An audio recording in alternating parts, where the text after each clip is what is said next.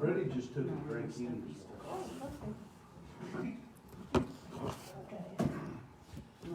But Janice probably not gonna be here. Huh? Janice probably not. Do you guys want coffee? She's I gonna, don't care if you want she's one, in that one. I would. You would? She's in Alabama. Never bought one either, though. Didn't know if you want me to hold it or not. And on Whitten. No, thank you. He drinks coffee, he's black. Come on, let's just say Linda. So he keeps the coffee. Yeah, coffee's not good for kids. Very smart. I'll make it short. Katie? I've got one in Charleston. I found out that the best way to deal with that is just to make them stay by me. So it's kind of punishment for both of us. It's great. We like looking at pretty little girls and cute little boys. There we go.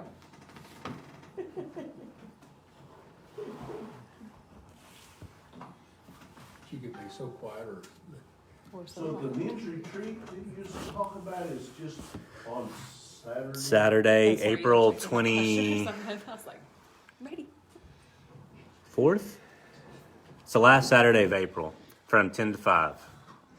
But Toby was asking if we wanted to go down Friday evening, cook out and stay the night in the cabin. And the ladies, You didn't know I could get my leg that high, did you? You smarted off to me. That- What do you think about that idea? what? I mean, I like it. We'll just kind of have to see who all signs up and if they're down for it or not. But I mean, if you got to, I don't really feel like getting up on a Saturday at 5 a.m. We've got up early and fixed good breakfast. I mean, like, good breakfast. I bet. One of my first men's breakfasts I had here was stinking steak. Hey, that's a bad deal. It's been a year, over a year ago. What does it cost to go down there? It's unusual, maybe. 65, I think. But we're telling anybody if that's going to be an issue just to talk to me and we'll work it out. That shouldn't be a stumbling block. It shouldn't be an issue with me because I should be mowing at that time. You say April the, 20. Let me just look. So I'm not shooting from the hip here. Yeah, April 24th. April 24th, okay. The women's is the 17th. Every weekend in April. Go in or else Garrett sign you. Yeah, and you'll need to go online and sign. I have not posted that yet. I need to post that. And if we need to sign people up, just let us know. Yeah. Somebody Here. might be. I mean, I signed chunk up, but I don't wanna pass it on, you might not Yeah, get you back. get stuff in the I might mail, show they up. don't even know that you ordered. I might show up down there and they won't let me in. 'Cause I messed up. That's happened. Yeah, Garrett and Katie had signed it. Those are cards for Sandra and Dora. Okay, I got it written on the front. I'll sign these How's after. Doral doing, by the way? Well, he talked to Coy that they hadn't done anything yet. He was just going into the hospital. Garrett, if I see that I can go, can you sign me up online? I can. I'm not computer. I understand. I do. I think there's somebody over there chuckling. Well, now, I had a phone call from Larry trying to figure out how to listen to an OSU baseball game, so I'm kind of the techie guy amongst some of them. Well, this is Right. past that, but Hey, I told him, what? In fact, that's, oh yeah, we got a cabinet. I know, so you better, so get it. All right. Behind by one. Let me pray for us. We'll dive into the word. God, thank you so much for this group that you brought here this evening. I ask that your will would be done, your glory would be shown. Be with our conversation. Maybe learn more about you in Jesus' name. Amen. Okay. So, if you remember, we are at the last of the 10 plagues. Pharaoh has said no, 9 times. Many of these times he lied and said he would let them go, and then he decided to change his mind whenever God relented from whatever plague was going on before Pharaoh said anything. It's like, oh, you're going to let it go before I have to answer or make any movements, so I'm just going to let it stay. And so that will no longer be the case. So let's just go straight in. We are in Exodus chapter 11. Is it hot in here? No, this pin smears. Oh, okay. So we ended, remember, with the 9th plague here, which was darkness, the 3 days of darkness. And Pharaoh still wouldn't let the people go. And they kind of ended a conversation with Pharaoh said, this time I don't even want you to come back and talk to me about this anymore. I'm done looking at your face. And Moses said, okay, as you say, you will not see my face again. So, again, fool me once, shame on you. Fool me twice, shame on me. Fool me 9 times. You might not be a very good person. And so, finally, after 9 times of Pharaoh refusing and lying and letting his people suffer, and as his servants would say, Pharaoh, you don't even have a kingdom to be in charge of anymore. Look around you. You know, everything's up in smoke. And so, chapter 11, we get into the final plague that's threatened here. So, verse 1 says, the Lord said to Moses, yet 1 plague more I will bring upon Pharaoh and upon Egypt. Afterward, he will let you go from here. Now, remember that God hadn't told Moses how many times this was going to happen. Moses could have been like, is this going to happen like 100 times? How many times are we going to go through this, right? God didn't tell him how many, but he finally says this is the last one. After this, he will let you go. When he lets you go, he will drive you away completely, meaning he's not just going to let you go, he's going to push you out. Yeah. Speak now in the hearing of the people, that they ask every man of his neighbor and every woman of her neighbor for silver and gold and jewelry.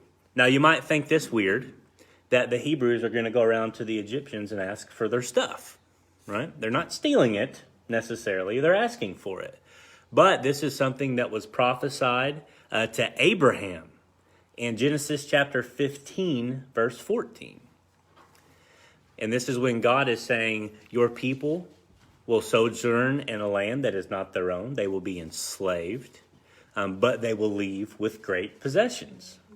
And then he even told Moses this, I believe in chapter 3 of Exodus, when he's talking to the bush.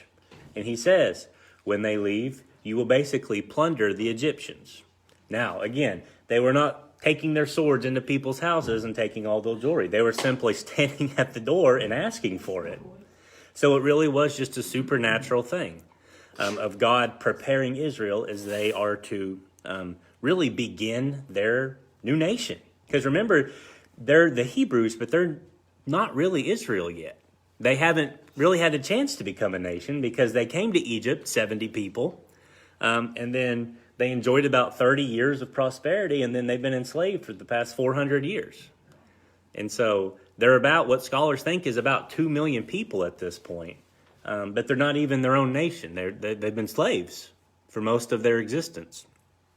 And so they're preparing, the Lord's preparing them to start this new life as God's people.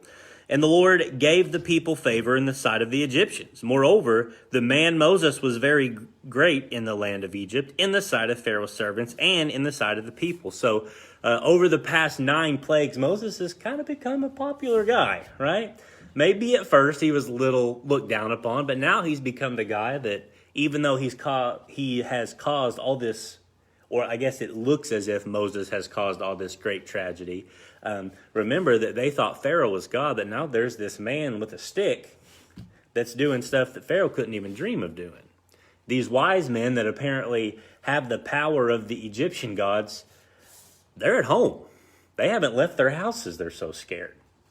And so Moses has really kind of become, not Pharaoh, because he would refuse to do that, but Moses has become someone that's revered. And so when they go to each house and they say, hey, would you let us have your stuff? They said, yeah, you can have whatever you want.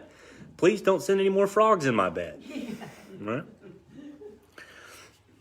And so, verse 4, Moses said, "Thus says the Lord, about midnight I will go out in the midst of Egypt, and every firstborn in the land of Egypt shall die, from the firstborn of Pharaoh who sits on his throne, even to the firstborn of the slave girl who is behind the handmill, and all the firstborn of the cattle." Do you know that this death also included all the firstborn of the cows and sheep and oxen? Every, Mine said the beast. the beasts. Right. Yeah. Firstborn of the beast. There shall be a great cry throughout all the land of Egypt, such as there has never been, nor ever will be again. But not a dog shall growl against any of the people of Israel, either man or beast, that you may know that the Lord makes a distinction between Egypt and Israel. Remember that God, really about halfway through these plagues, is saying, okay, I'm no longer going to punish Israel for all this. In the midst of this giant hail, against all of these swarms of insects and darkness and whatnot, you are going to see how powerful I am, because my people are not going to be affected by this. So you're going to be able to look from afar and see lack of suffering whilst you suffer. Here, wasn't some of the plagues not upon Israel is just the Egyptians? Yeah, really the last half of them, or about so. He quit inflicting that upon Israel. But we also start to see, remember, that as the plagues get worse and worse, Moses is speaking to the servants of Pharaoh. And some of the servants of Pharaoh, I imagine most of them at this point are like, yeah, we're going to listen to whatever this guy has to say. Because he's been right about everything that's happened. And so we'll actually see Israel leave with a lot of Egyptians. Because, I mean, wouldn't you? I mean, yeah, a week ago, this all takes place probably within a 2-week period. And you go from the biggest, strongest, most successful country in the history of the world to nothing. I'm out. I'm going wherever these people are going, right? The people that conquered us. And so, but we'll see as they go out into the desert, hey, these people don't believe like we do. And there ends up being some problems there. Now, is it right? A lot of historians says that from the time the children of Israel left Egypt, that it has been pretty much a poverty state. I don't know. I haven't heard that. Are they third world right now? They might be second. I don't know what they are. But Yeah. They're not. I know at least their higher ups are wealthy still. But yeah, Egypt has never seen this type of success, certainly, since this time. But man, how do you rebuild for something like this? Because not only was their country shot, but their belief system was shot. They thought they had the most powerful gods in the world. They thought Pharaoh was a god. Now what do? All these statues you have of him and all these pyramids you got going. Now it's like, well, I guess I don't believe any of this anymore. That took hundreds of years to build. Just a complete shattering. And this was the people that said, whose God is going to remove Israel from our people? So, we see that nothing bad happens. Nothing bad is going to happen to the people of Israel.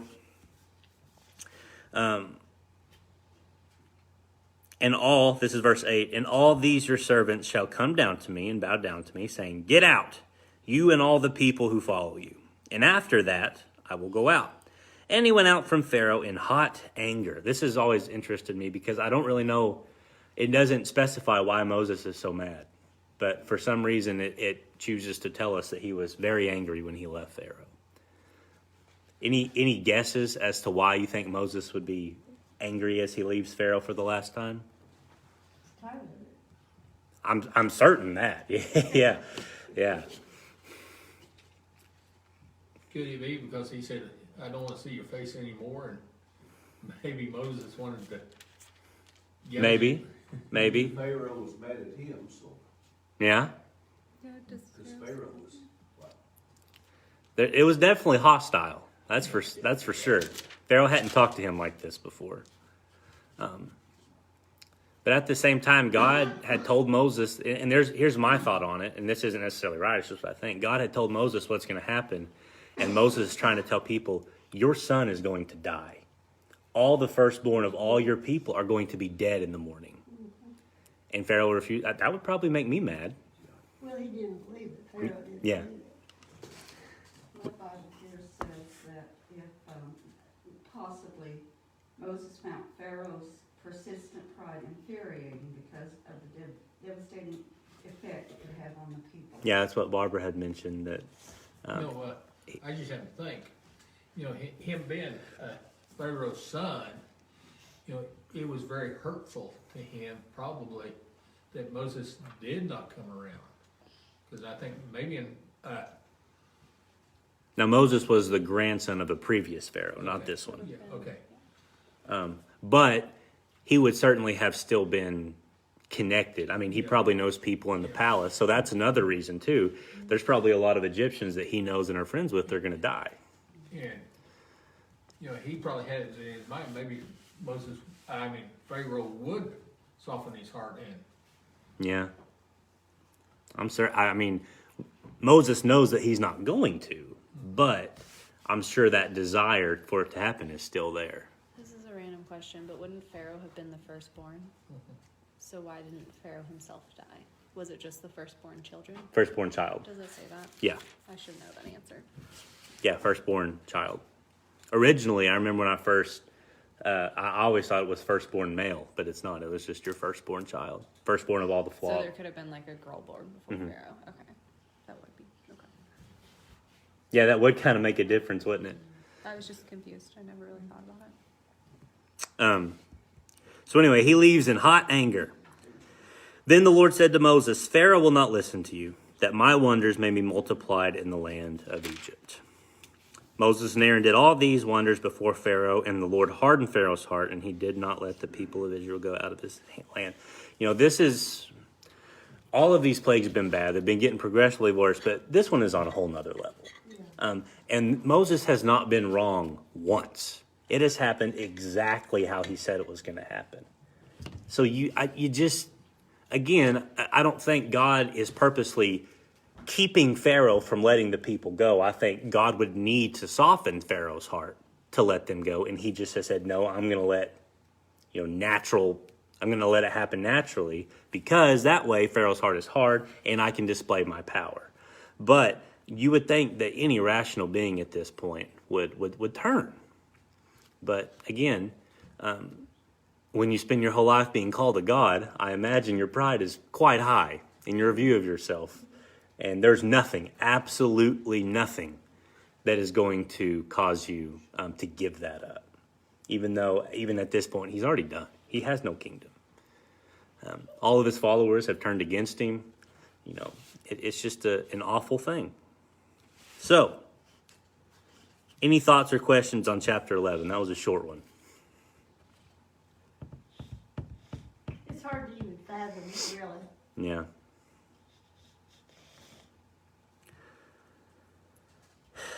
No, I mean, I don't think we can. But then again, there's people in my life that I just want to shake till something gets into their mind. Sometimes there's nothing you can tell someone. It doesn't matter how logical or rational or how bad they're hurting themselves. They will not change their minds. Okay, chapter 12. The Lord said to Moses and Aaron in the land of Egypt, this month shall be for you the beginning of months. It shall be the first month of the year for you. Tell all the congregation of Israel that on the 10th day of this month, every man shall take a lamb according to their father's houses, a lamb for a household. So we learned that this is what we would call the spiritual birth, or the birth. This is the Passover, or Rosh. I try to remember that. Rosh Hashanah, is that what it's called? I can't remember what it's called. That's right. It's something like that. I'm not very, Whatever you say is fine. whatever in Hebrew it is, Rosh Hashanah. But the Passover marks the beginning of the nation of Israel. So sorry. You're fine. And they still celebrate that today. And so that's one of the big reasons they celebrate the Passover, because God says on the Passover night, on the, what was it? The first month is the 10th day of the month. And again, it gets a little bit confusing because the way of them keeping time was a little bit different. But those years of Israel start with the Passover. And every year, Israel celebrates the birth of them as a nation, the fulfillment of God's promise to Abraham that they will become a great nation. This great nation starts at the Passover. You know, their year still starts right after Easter. Yeah, no, they also, it's a little bit odd because, I mean, you can't, especially Jews that live in the United States, you can't really start your year at Passover because it just doesn't work with the way the rest of the world does. But they do still say that this was, Jewish New Year for them. They celebrate the birthday of Israel. And Then in October, they celebrate the latter harvest. Bring yeah. So, I mean, this is a big deal. And you wonder why, why is God doing this? Why is he using this as a way to show his power? I mean, God is going to use the Passover in mighty ways. This is something that everybody knows about. This is something that's been passed down for millennia and something that is still held in regard. This is when God would rescue the people from Egypt and start the nation of his people, which we still call ourselves today. Now, you and I, we don't say that we're Israelites, but we are. We are Israel. Because Israel from the Old Testament to the New Testament just kind of changed names. We're still the same people of God. We're still in the same group that Abraham, Isaac, and Jacob were in. We just don't necessarily call ourselves by that name anymore. And it's because the people of Israel kind of kept their name that don't believe in Jesus, so we can't really associate with that, right? So, because remember what I talked about, I think it was last Sunday, you were still Jewish even if you believed in Jesus in the first century. It wasn't until they adopted the name Christians because they were acting different than the traditional Jews. And they said, we can't have the same name. We don't believe the same thing. So that's where we started differentiating between the Jews that believe in Jesus and the Jews that don't. The Jews that believe in Jesus. We're kind of Jews that believe in Jesus, I guess, is what I'm trying to say. Christians, I guess, no, they call them Christians in the Bible. Yeah. Thinking out loud, sorry. Yeah. So anyway, so we're kind of celebrating our birth here, in a way.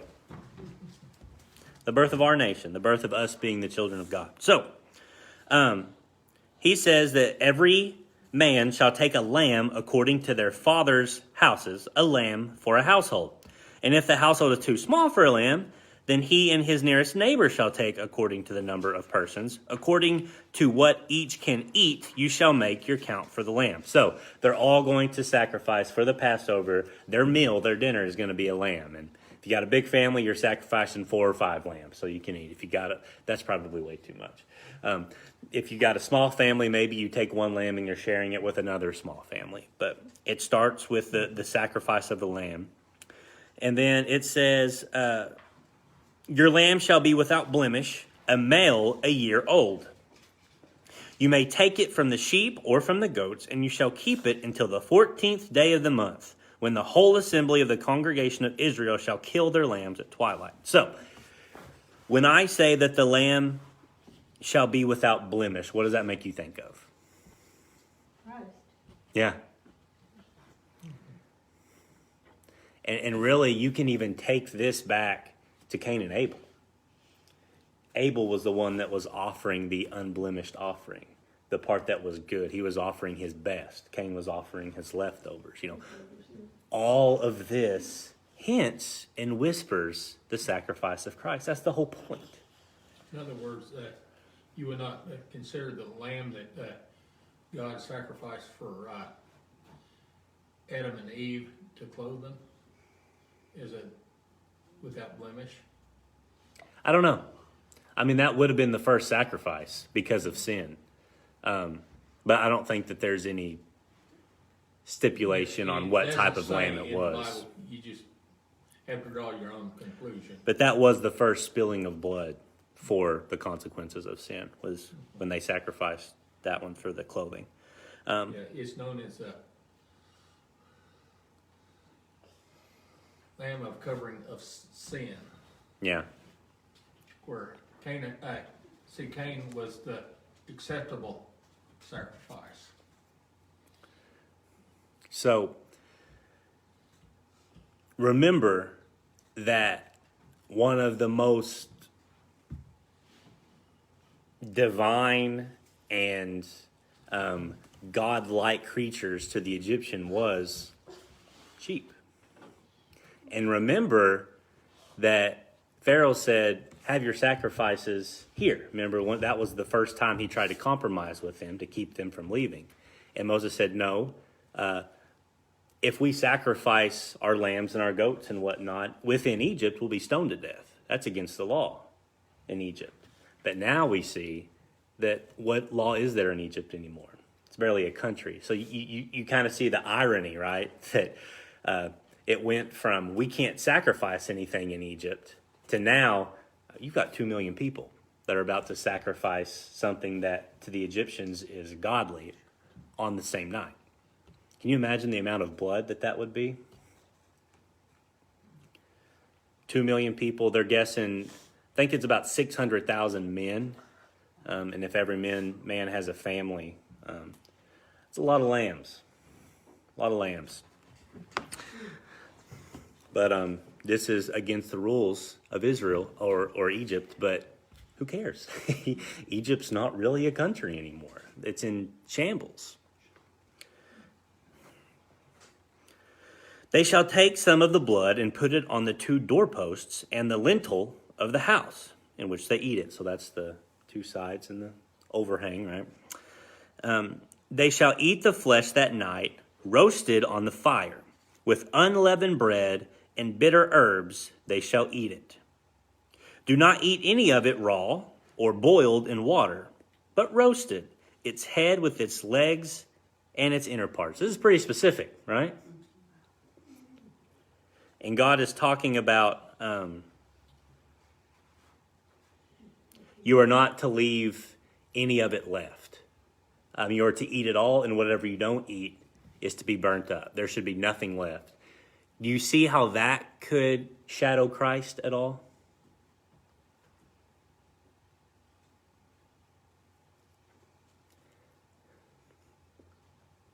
I guess it's a little bit of a stretch. I make the connection that when Christ gave his body, he gave all of it. It was complete. And there wasn't a part of Christ's sacrifice for us that went to waste. It was all used for the salvation of those who would believe. I connect that. I don't know that that's necessarily a historical connection, but there's very specific rules here on what they're to do. Though any of it raw or boiled, but roasted, I can't really make a connection there. I don't really know what the difference. I mean, I know what the difference is between boiled and raw or roasted, but for it to be roasted, my thought would be that when you sacrificed a lamb on the altar or something, or it was to be completely consumed. There wasn't supposed to be anything left of it. And so again, I kind of see that as Christ too, that he was consumed. He was taken in his entirety. And you shall let none of it remain until morning. Anything that remains you shall burn. In this manner you shall eat it, with your belt fastened, your sandals on your feet, and your staff in your hand. Now we as Baptists, we like to loosen our belts when we eat, right? Why do you think that he would say, when you eat this lamb, your belts better be on, clothes ready to go, shoes on, staff in hand? They didn't know when that he would pass over their home. Okay. So they weren't sure. Now, he did say it'll be at midnight. Yeah, Moses did. Or just after midnight. yeah. In other words, they did know. I always thought that they would they had no knowledge of when So he could have started at midnight and finished up 2 hours later, I don't know. Yeah.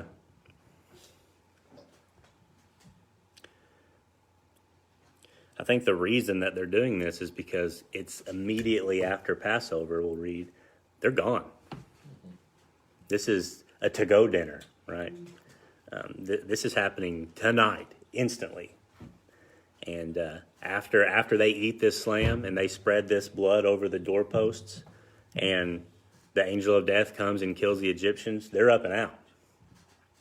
And it's interesting because not all of them do, but I think your more traditional Jews, they still eat like this for the Passover meal. You don't even use staffs anymore, but they have them.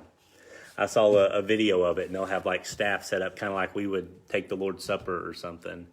They would have staffs at like a coat rack or something that they would make sure they're holding their staff, even though they're not going anywhere after they eat it, you know. Just a way to remember how it was that night. Just little bits and pieces of what happened to remember. And so he said, you know, and you will continue to do this. This is how you eat this meal every Passover. Belt tight, shoes on, staff in hand. And you shall eat it in haste. My kids will not be able to do that. They have no idea what eating in haste means. They've got more time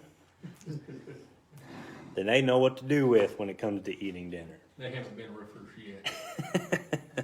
You gotta eat as fast as you can, keep that hot tart hot in the paper.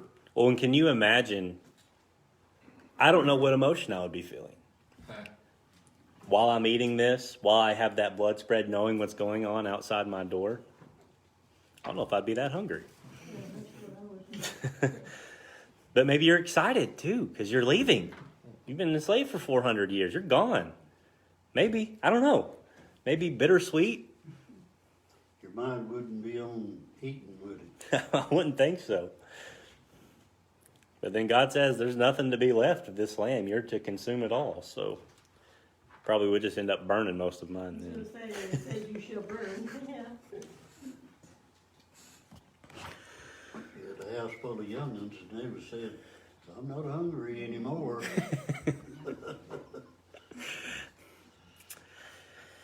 You shall eat it in haste. It is the Lord's Passover. For I will pass through the land of Egypt that night. And I will strike all the firstborn in the land of Egypt, both man and beast. And on all the gods of Egypt I will execute judgments. I am the Lord. The blood shall be a sign for you on the houses where you are. When I see the blood, I will pass over you, and no plague will befall you to destroy you when I strike the land of Egypt. I mean, that's the most obvious sign that this is really about Jesus. The blood of the Lamb covers God's wrath from you, and God's wrath passes over you. I mean, this is really the point of Passover, to show you the power of what Christ did for us.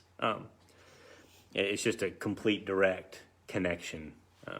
I really don't see how people who are Jewish get past that. That's tough. That's tough. So, verse 14, this day shall be for you a memorial day, and you shall keep it as a feast to the Lord throughout your generations as a statute forever. You shall keep it as a feast. Now, do we celebrate Passover? In a roundabout way, Easter. Yeah, it's kind of I don't know. I mean, We celebrate new the Passover. resurrection Yeah. of Christ. then, What'd yeah, you then say, Kate? the new Passover would be when we take communion. That's what I'm And trying to say. so- It has connection with communion, yeah. Yeah, that's really what it's Yeah. about. Yeah. I think that's what it means by you shall do this forever, is because the Lord knew this really is about Christ, and you will worship what Christ did for you forever. That's why I think it's important to take communion. I'm excited to get back to it. But I'm sorry. When will we start at that? You weren't here when he presented some ideas. so I am looking at getting some individual bags of it for Easter Sunday. And then, Individual bags? yeah, so it would be like kind of what they do for military. Linda Snodgrass was talking about them. You can order them, and they're basically, everybody will get just a little bag that has the juice and the thing, Really?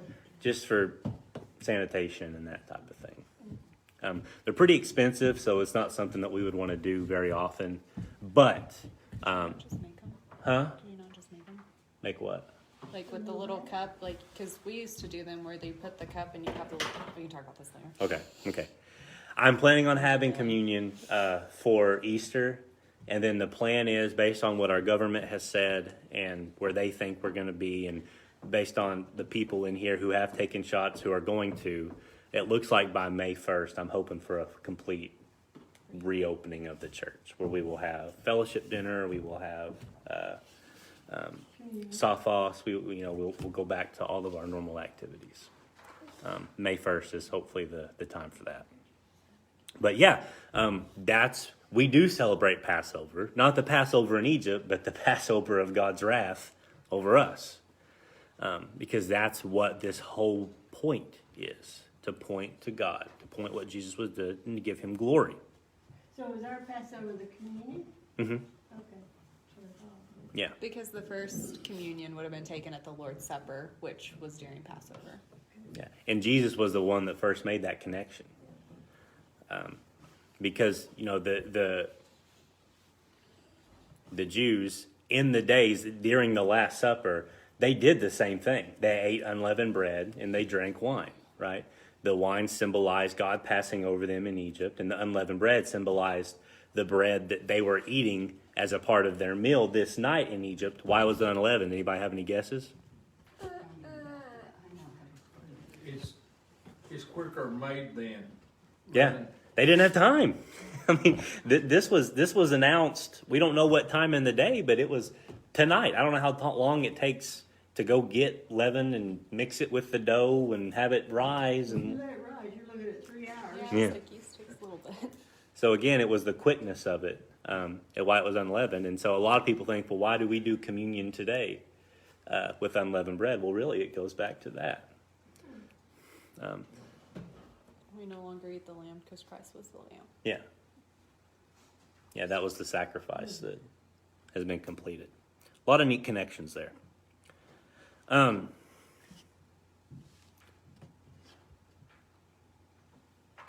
We don't do this much, though. So it says in verse 15, 7 days you shall eat unleavened bread. That sounds miserable. On the first day you shall remove leaven out of your houses. For if anyone eats what is leavened from the first day until the seventh day, that person shall be cut off from Israel. That sounds kind of harsh, doesn't it? I wouldn't make it. Why do you think God would have such a severe punishment for changing up the memory of the Passover for the Jews? Why would he take the specifications so seriously to if you do anything other than unleavened bread, you're cut off from the people? I think we can see in society today, whenever traditions change, now you have a bunny at Easter and eggs instead of a cross and a grave. Yeah, that's exactly So when you right. trace things just a little bit, eventually you get completely away from the point. One year you decide to do unleavened bread, the next year you're doing Chicken. a cake and chicken. And at that point, again, we're getting off base of what the point of that stuff was originally, right? That's why I believe there's some churches that do leavened bread for communion. They even have the big loaves that they'll slice up and do that or whatnot. And I'm not saying that that's sinful, but to me, that kind of takes away from the original purpose of what the unleavened bread was for, and how God was quick to start his nation from that and the purpose of that. Just more of a biblical thing, even though it tastes worse. But again, he says, look, even if you are participating in the Passover, if you do anything incorrectly, you are taking away from what I did for you. You are misremembering. You are instead of going straight on, you get 1 degree off. And again, I think the purpose, like you said, is that 1 degree in 20 years. I mean, I think about golf and how frustrating of a game that is because you hit the ball perfectly fine. You hit the ball one more time and a fly lands on your shoulder and it's 30 yards to the right. You know, the smallest incremental change may be disastrous over time. And God wants us to remember correctly. And when he wants us to worship, we worship in spirit and in truth. You know, there's ways that are set up. There's traditions that are good that when we stray too far away from, we lose the purpose of what they're intended for.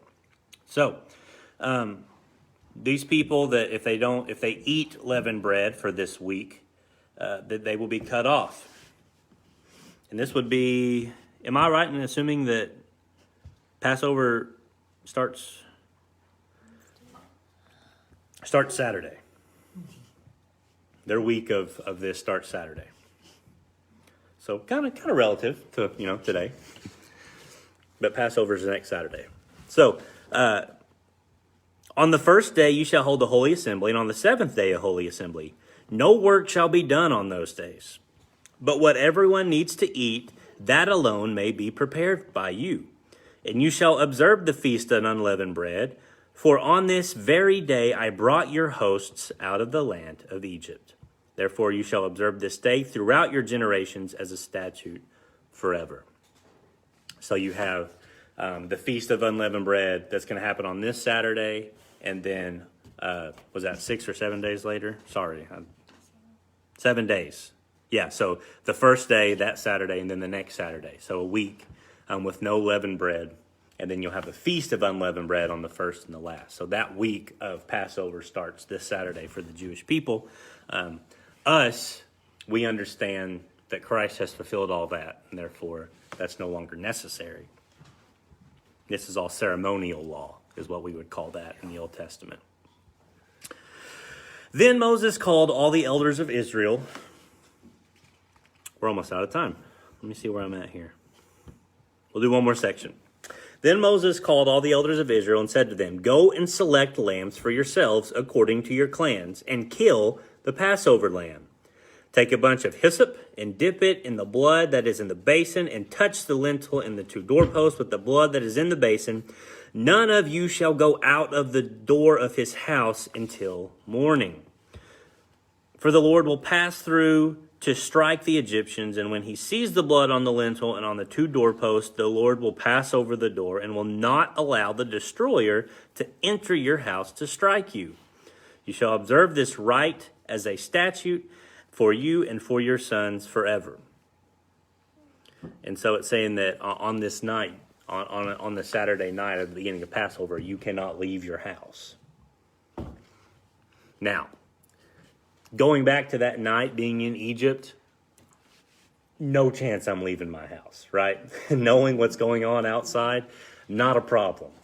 I'm nice and safe. But it's interesting that they still hold to that tradition today to remember really what I think would be God's wrath and avoiding God's wrath and how powerful he was in that moment where he killed all the firstborn of Egypt, both human and livestock, that they would still commit to that tradition of, hey, on Saturday night, you do not leave the house. That becomes sinful. That's against the law of God. And when you come to the land that the Lord will give you, as he had promised, you shall keep this service. And when your children say to you, "What do you mean by this service?" you shall say, "It is the sacrifice of the Lord's Passover. For he passed over the houses of the people of Israel in Egypt when he struck the Egyptians, but spared our houses." And the people bowed their heads and worshiped. Then the people of Israel went and did so, and the Lord had commanded Moses and Aaron, so they did. So, kind of ending this evening, what he says and what I find interesting is that your kids are probably going to ask, what's all this, right? Why do we have to do all of these things? What's with this staying inside, no unleavened bread for a week? And it's interesting because he basically says, this gives you an opportunity to explain why you do these things. And I think that's also important for Christianity today. That we have traditions that we do, that we have things we do that may be a little bit confusing or something that a small child doesn't understand. And eventually they will ask that question. Why do we, I know my kids are really confused about the Lord's Supper. They don't really get it, right? But that gives me an opportunity to explain to them what that means. And I think there's a lot. Can you think of any traditions that we do that might be a little bit odd that causes people to ask questions?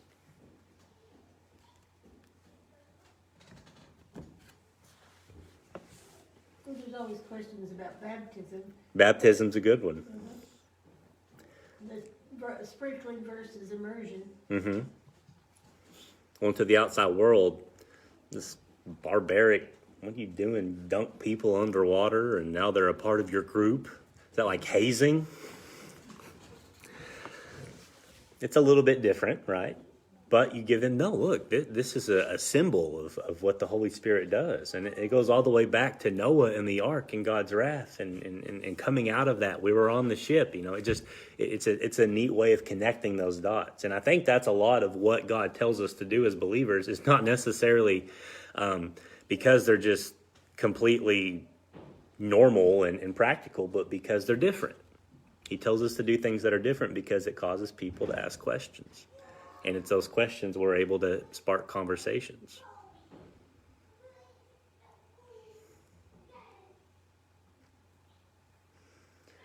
I know one thing, I asked a question a while back, and we won't ever do this, by the way, but in the conservative Presbyterian denomination, their pastors wear robes and big necklaces, almost like a Catholic looking thing. I was like, that's kind of weird. You look like wizards, you know? Sometimes they wear these hats and stuff like that. But when you go to the New Testament, you see that this is probably most likely the way, you know, because this was symbolic of what the priests wore in the Old Testament. Now, they're not calling themselves priests, but they're just kind of relating that back to the way things used to be, to say, hey, we're going to dress in this way that shows that we're different, to give people an opportunity to say, hey, why do you dress so funny? You know, what's going on there? I've always kind of seen it as this weird thing. I don't want to wear a big old robe with a sash and a funny looking hat and a big old necklace. You know, that just seems not my style. But I do understand where they're coming from, to where we're just taking parts of Scripture that we like and applying them to our service as a way to remember Scripture and how it used to be. Trying to think of others. The whole church service is unique if you think about it, because everyone comes to one place all at one time, and then congregational singing. Where else do you do a congregational That's song? true. Really, church and the national anthem are really the only times that you stand up and sing with a group of people, that the leader's not really the focus. And then, I mean, when you pray and you bow your head, that's not normal. Yeah, that's a weird thing too. Praying's weird in general.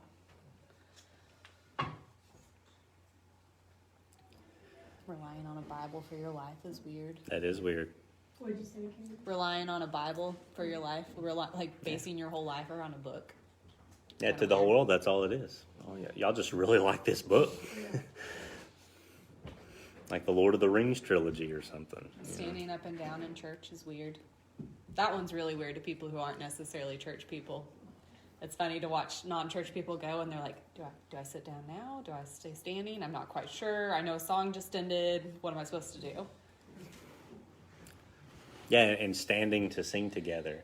Again, I'm not a huge proponent that that's a requirement, obviously, but, you know, people be like, why do you stand when you sing? Well, it's you know, there's a couple different reasons. Some people do it because, in a way, they feel like they're getting closer to the Lord, or it's out of reverence or respect, or, you know. But then again, you can sit down in your pew and be just as respectful. You can be meditating. There's all kinds of stuff. But The people who raise their hands when they sing. Yeah. To me, it's fine. Do what you want if that's how you feel close to God. But if you're not a Christian and you come into a church service and somebody's raising their hands while they're singing, you're like, what's that about? I think that person has a question. Yeah.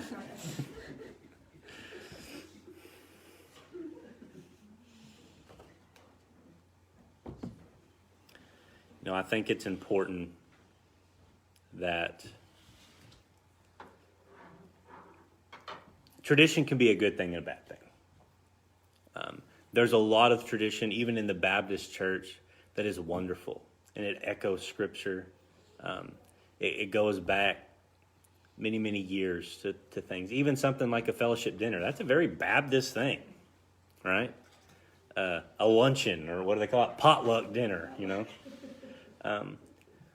But, I mean, you can take this all the way back to when Christ was sharing a meal with the disciples. I mean, that they would break bread together in each other's homes. Like that was something that was important to them. And we do that today, too, as a way to fellowship and to give honor to God. And so we might eat too many pieces of pie, to be honest, but still the fellowship is there. I like the fellowship, but I don't like to cook, so I don't like to have to bring stuff for lunch. Bring the salad.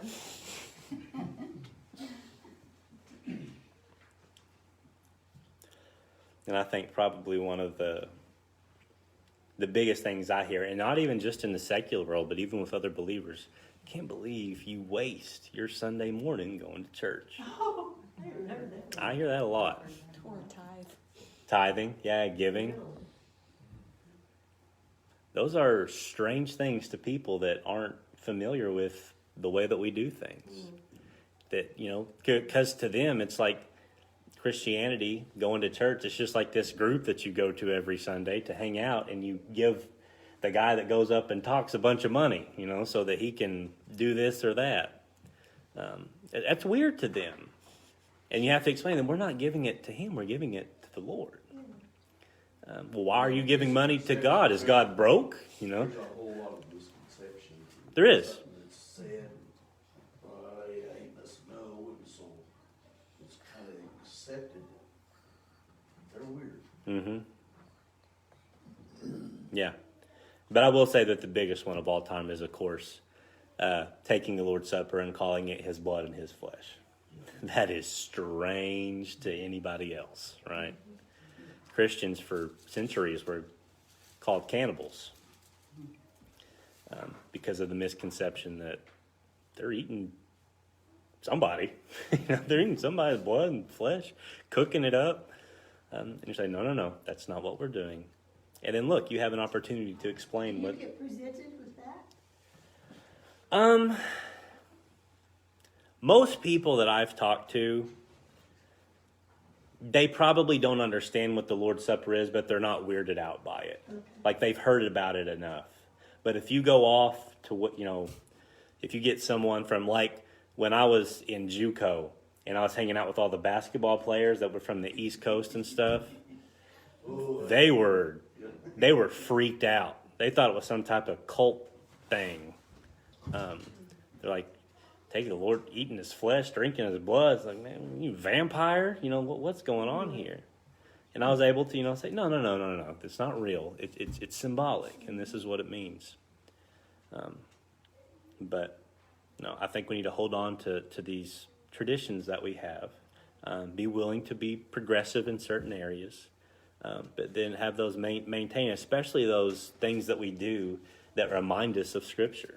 Having a fellowship dinner reminds me of Scripture. Taking the Lord's Supper reminds me of Scripture and what he's done for us.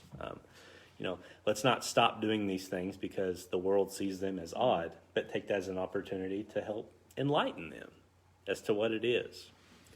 On the Lord's Supper, I think it's hard for the children because they don't understand why they can't take the bread and the juice. And that's also another thing too. The Lord's Supper is exclusive. If you're a member, if you're a part of our club, then you can participate in it. But again, just like God says, look, if you eat bread that is leavened, you're cut off from Israel. If you look at the punishments that there is for if you take the Lord's Supper and you don't mean it or you don't understand what it's about, there's some bad stuff that could happen. And it's because you are taking for granted the sacrifice of Christ. Whether you don't believe it and you're trying to worship him through it, or you're doing it out of, you're supposed to, but you really don't understand it, you're missing the whole point. You're not getting the idea of what it means to do that. In the same way that they would consume the lamb, that's why we eat unleavened bread. We consume the flesh, right? It all goes back to all those things. So just some neat stuff there, but I've kept you past time, so... let me pray for us. God, thank you so much for this day. And I love this opportunity to just go back in time. and read about how things were and how they relate to how things are now. And I pray that we'd have a better understanding leaving this place this evening as to what you've done for us, and a better understanding of the Old Testament and the Passover and what that meant back then, what it meant when you came, Lord Jesus, and what it means today. And may we never forget what you did for us. So as we go about our week, may you give us strength to accomplish tasks, discernment to make decisions. May you keep us from pain, but most importantly, Father, may you use us for your glory. In Jesus' name, amen. I